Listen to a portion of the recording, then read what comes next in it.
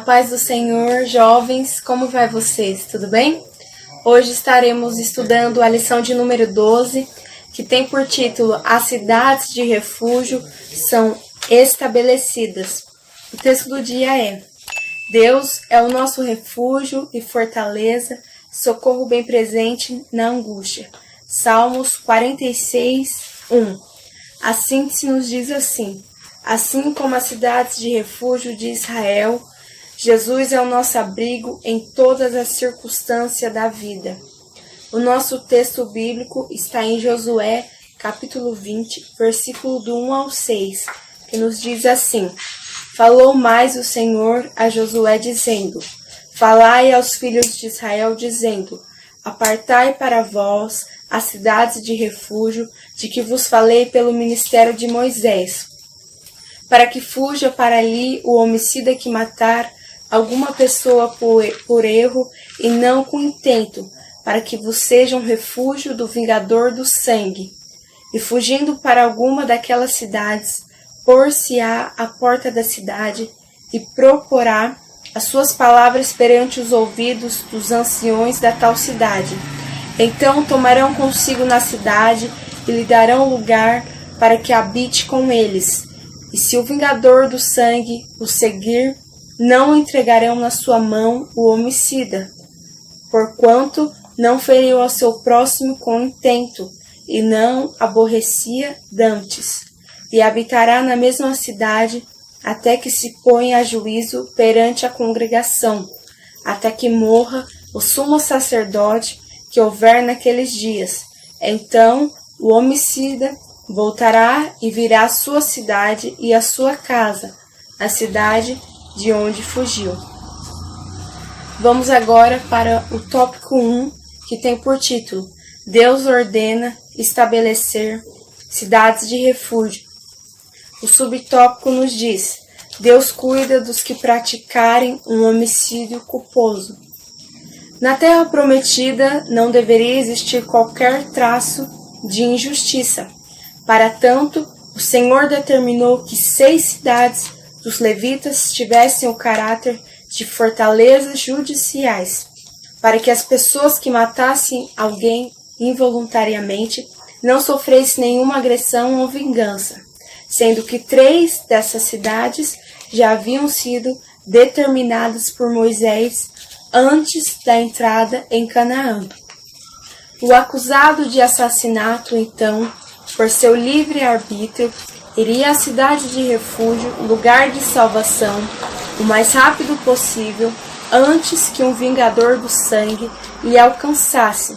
Lá, apresentaria seu caso à porta da cidade, a sala de audiência, e, havendo a admissibilidade de sua defesa prévia, seria submetido ao júri popular. Caso fosse absolvido, o agressor moraria na cidade de refúgio até a morte do sacerdote. Analisando esses detalhes, maravilhamos-nos com o tratamento sobremodo justo, misericordioso e amoroso que o Senhor Deus dispensa ao pecador arrependido, demonstrando o significado mais profundo da palavra justiça. Então, como podemos ver aqui, neste primeiro tópico, nos diz que Deus cuida dos que praticam o homicídio culposo. Ou seja, naquele tempo, o Senhor mandou estabelecer as 3 primeiras cidades. Deus deu para Moisés, que são do leste do rio Jordão, Bezer para os Ribonitas, Remote em Gileade para os Gaditas e Golã em Bazã para os Manassistas. E isso está escrito em Deuteronômio, capítulo 4, versículo 41 ao 43.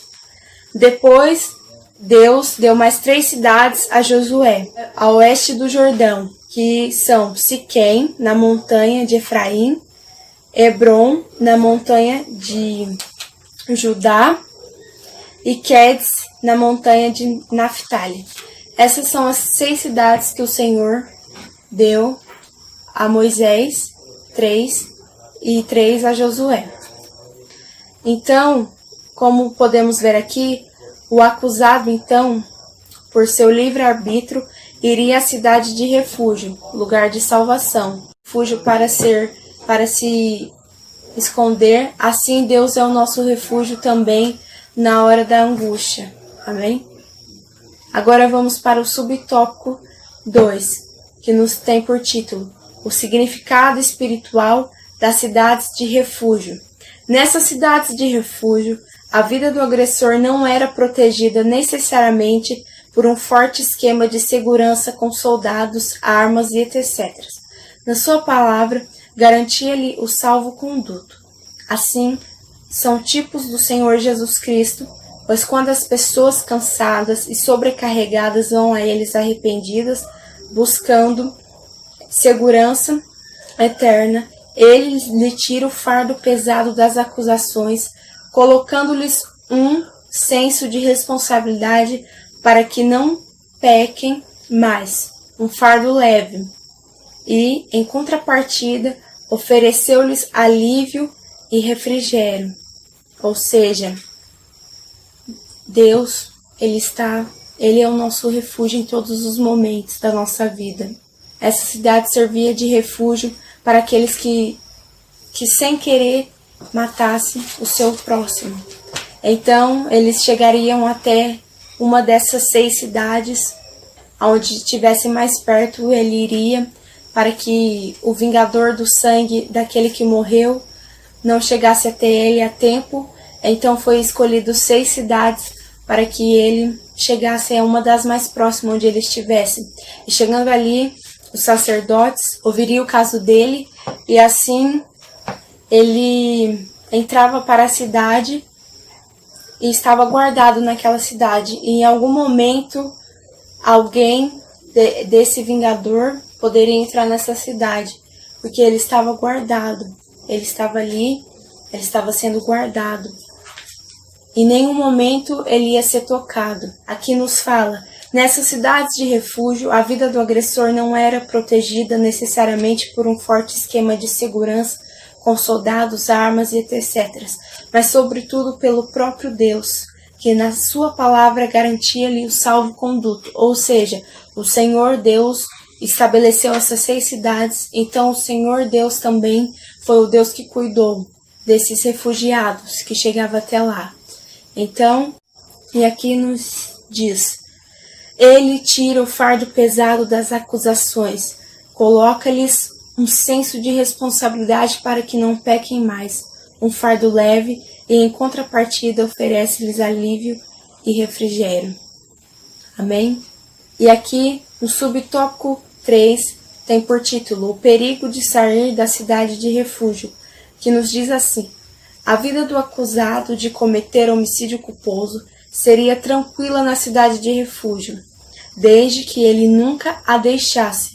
Entretanto, se de alguma maneira o homicida deixasse os limites da cidade de refúgio, onde se tinha acolhido, e o vingador do sangue o achasse fora dos limites da cidade de refúgio e o matasse, não seria culpado do sangue.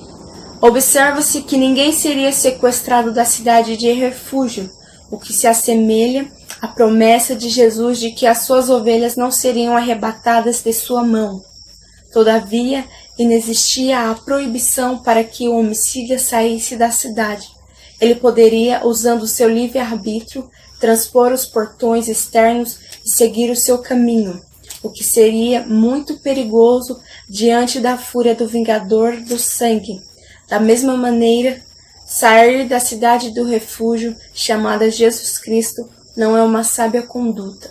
Antes, pelo contrário, põe a ovelha desgarrada em risco iminente de morte eterna. Ou seja, como podemos ver aqui, esses acusados de homicídio, eles estavam nessa cidade e eles não poderiam sair de modo algum dessas cidades. Eles estavam guardados lá dentro. Aqui nos diz, a partir do momento que ele saísse daquela cidade, daquele arraial, ele estaria em perigo, porque se o vingador do sangue estivesse por perto e matasse, ele não seria culpado. porque ele estava fora do arraial. Então, o que podemos ver com isso?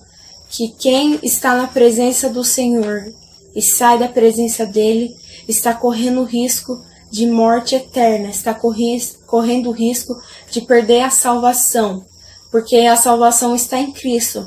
Então, quando estamos em Cristo, estamos protegidos. Quando estamos em Cristo, Ele é o nosso refúgio, a nossa fortaleza, temos uma segurança. Mas a partir do momento que saímos do arraial de Cristo, nos afastamos, este momento é onde o inimigo ele pode devorar as nossas vidas. Então vale a pena ser fiel até o fim, vale a pena ficar na presença do Senhor, vale a pena estar no arraial de Cristo, vale a pena esperar o tempo do Senhor.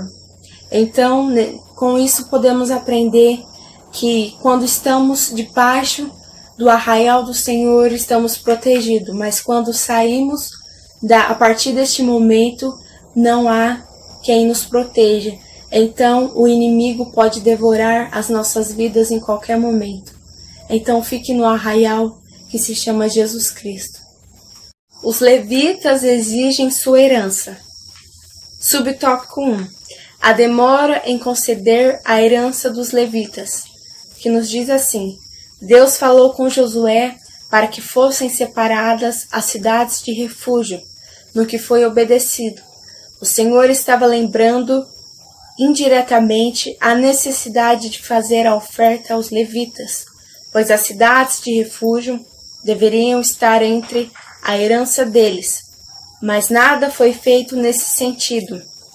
Infelizmente, a liderança somente deu as cidades aos levitas depois que eles reivindicaram. O que aconteceu em Israel acontece no seio da igreja. Por isso, deve-se ter todo cuidado para que não fiquemos seduzidos com os bens recebidos e desprezamos o princípio divino. Mais bem-aventurada coisa é dar do que receber. Amém?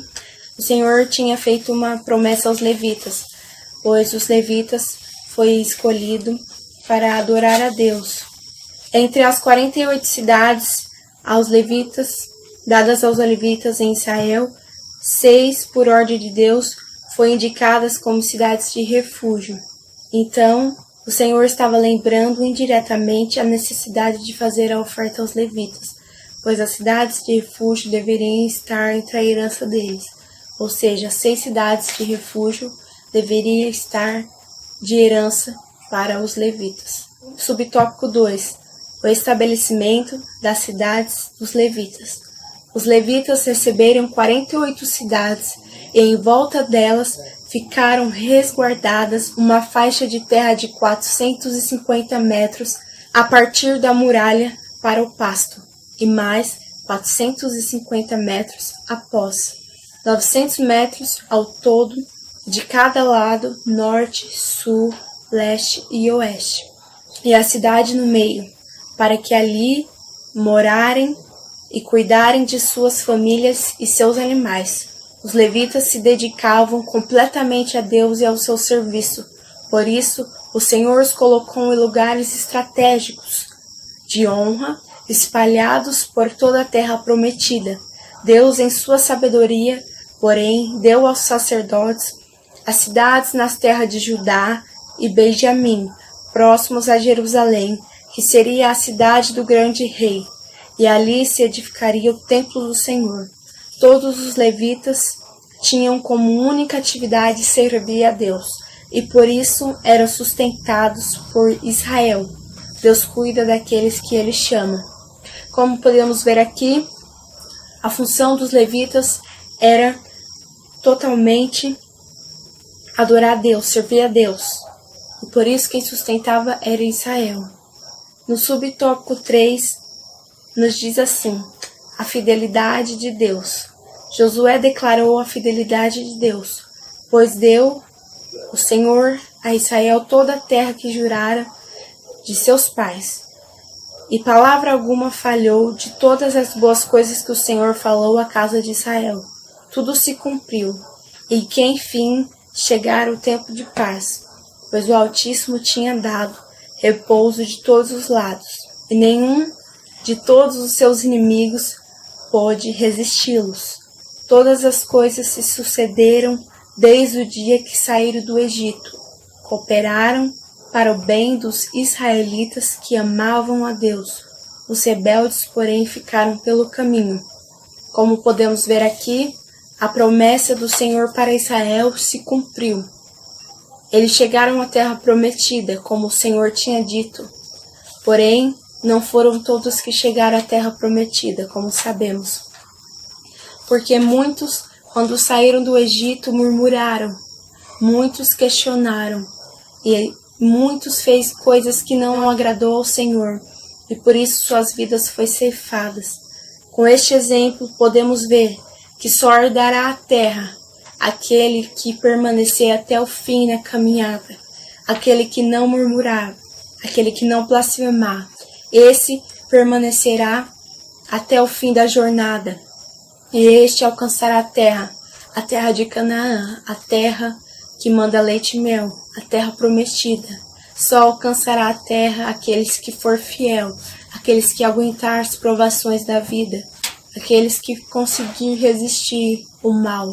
Esse vai herdar a terra. Então vale a pena sermos fiéis, vale a pena irmos até o final da jornada com Cristo. Tópico 3. Josué abençoa os Rubenitas, os Gaditas e a meia tribo de Manassés. Subtópico 1. 2 tribos e meia são despedidas. Uma vez concluída a tarefa de distribuição das terras, não obstante, ainda houvesse muito território a ser conquistado, Josué libera as tribos de Ruben, Gade e a meia tribo de Manassés para voltarem à terra da possessão deles. Aqueles nobres guerreiros haviam passado muitos anos longe de suas famílias, batalhando pela terra prometida, e agora poderiam voltar para seus lares e abraçar seus familiares. A missão que lhes foi outorgada e que abraçaram com todo empenho estava concluída. Na vida ministerial, muitos são comissionados para realizarem algo importante para Deus, mas nem sempre todos conseguem completarem todo o seu desígnio, como foi o caso dessas tribos. Uns plantam, outros regam e outros colhem. O certo é que os propósitos de Deus sempre são alcançados. A conquista integral de Canaã, conforme prenunciado pelo Senhor, cumpriu-se séculos após, no auge da monarquia judaica. Ou seja, o que podemos contemplar, o que podemos ver com este tópico? Podemos ver que essas 3 tribos, os Rubenitas, os Gaditas e a meia tribo de Manassés, foram fiéis ao legado que o Senhor tinha colocado. Eles foram fiéis. Eles concluíram o seu trabalho. Eles deram o seu melhor na obra. Mas aqui nos fala que a missão que lhes foi outorgada e que abraçaram com todo empenho estava concluída. Eles concluíram. Aqui nos diz, na vida ministerial são comissionados para realizar algo importante para Deus, mas nem sempre todos conseguem contemplar todo o seu desígnio, como foi o caso dessas tribos. Ou seja, damos muitas vezes o nosso melhor, porém não concluímos, mas a obra de Deus é feita com êxito e ela é concluída. Muitas vezes não é por nós, mas pelo outro que pega. Amém? Subtópico 2. Exortação. Josué reuniu as tribos de Ruben, Gade e a meia tribo de Manassés e agradeceu-lhes por terem lutado as guerras do Senhor, conforme determinação de Moisés. Eles foram obedientes em tudo e não desprezaram nenhum de seus irmãos de outras tribos. Josué exortou a que tão somente tende cuidado de guardar com diligência o mandamento e a lei que Moisés, o servo do Senhor, vos mandou. Ou seja, eles precisavam se manterem fiéis. Que grande advertência para a igreja dos dias atuais. Ou seja, aquele que permanecer fiel até o fim será salvo. E vemos muitas das vezes hoje que muitas pessoas não têm sido fiéis. E vale a pena sermos fiéis, pois se formos fiéis, o Senhor permanecerá fiel para conosco, e assim herdaremos a terra.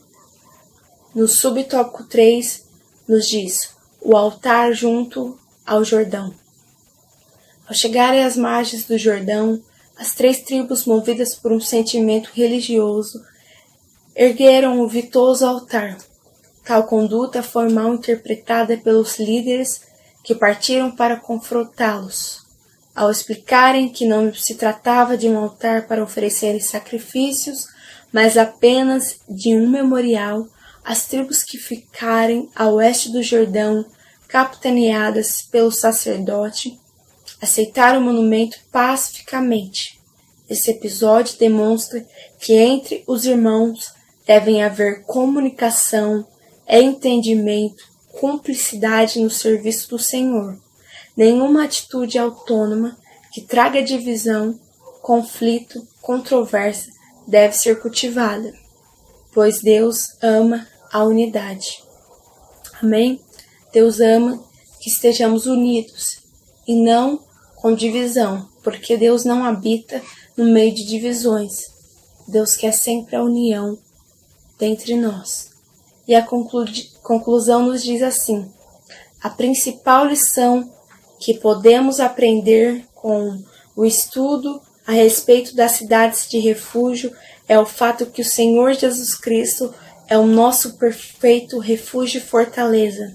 Ele jamais nos desampara em meio às nossas pelejas, mas nos auxilia e nos protege.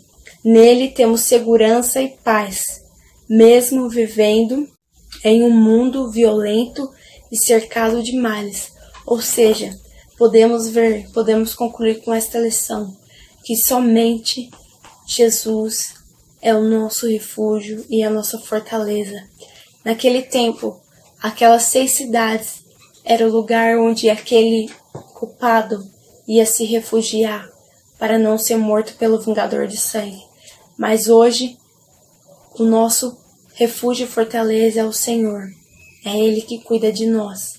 É Ele que, quando se pecarmos, podemos nos achegar a Ele e nos arrependermos de todo o coração e Ele nos perdoar, porque somente nele encontramos o refúgio. Não há outro refúgio além do nosso Senhor e Salvador Jesus Cristo. Eu agradeço por esta escola bíblica dominical e fiquem com Deus, fiquem na paz do Senhor e que todos estejam bem e todas estejam bem diante desta pandemia. O Senhor está cuidando de cada um de nós e eu creio que logo, logo estaremos juntos, estaremos nos revendo. Fiquem na paz do Senhor. Um abraço.